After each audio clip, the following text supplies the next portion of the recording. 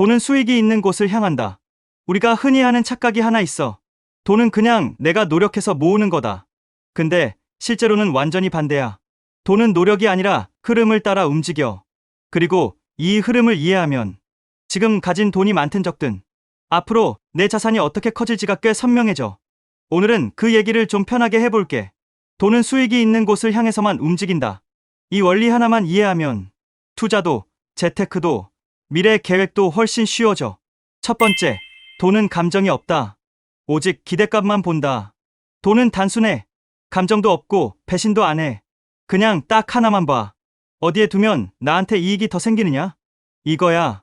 그래서 금리가 높으면 예적금으로 돈이 몰리고, 주식시장이 뜨면 또 주식으로 몰리고, 부동산 흐름이 보이면 그쪽으로 움직여. 우리가 버겁다고 느끼는 건 돈을 감정적으로 보려고 해서 그래. 돈은 감정이 없는데 우린 감정으로 판단하니까. 두 번째, 부자는 돈이 어디로 향하는지 알고, 가난한 사람은 돈이 떠난 곳을 붙잡는다. 부자들이 대단한 능력이 있는 게 아니야. 그들은 돈이 움직이기 시작하는 신호를 잘 잡아. 반대로 가난한 사람들은 이미 돈이 빠져나가는 자리를 계속 붙잡아. 예를 들어볼까?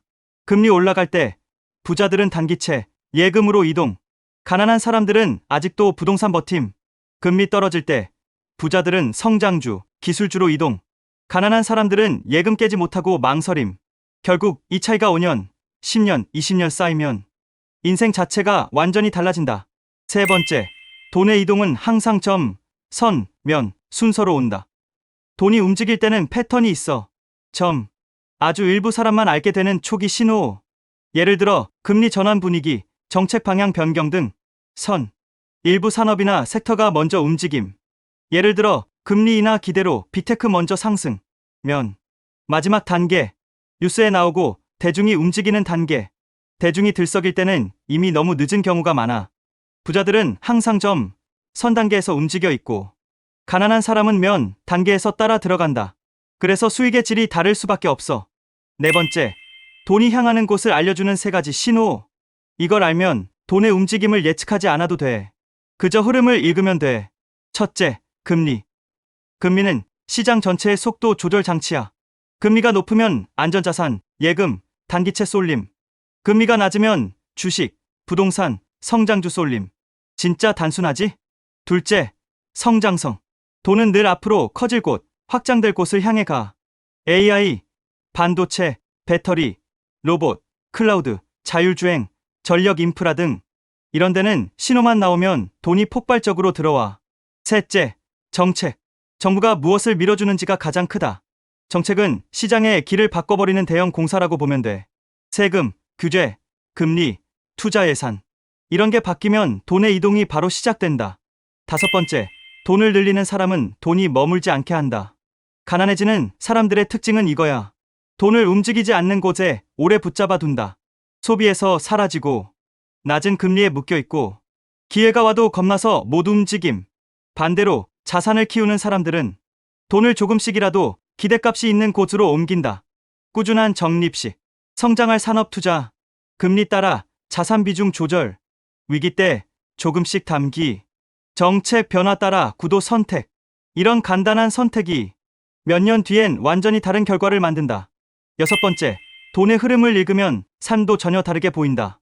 돈의 흐름을 이해하면 좋은 점이 하나 더 있어. 당장 돈이 적어도 조급할 필요가 없다. 왜냐면 시간과 흐름이 자산을 키워주기 때문이야. 지금 당장 500만 원, 1000만 원이 없는 게 중요한 게 아니야. 중요한 건 돈을 어디에 둬야 가장 효율적으로 늘어나는지 아는 능력이야. 돈을 잘 다루는 사람들은 얼마 벌었냐를 보지 않고 어디에 두었냐를 본다. 일곱 번째, 그럼 현실에서는 어떻게 해야 하냐? 딱 5가지만 말할게. 금리 보는 습관을 가져. 금리 방향만 알아도 자산 배분의 절반은 끝난다. 성장할 산업에 시간을 투자해. AI, 전력, 반도체, 로봇, 헬스케어 같은 곳은 돈이 몰리는 데는 다 이유가 있어. 정책의 방향성을 읽어.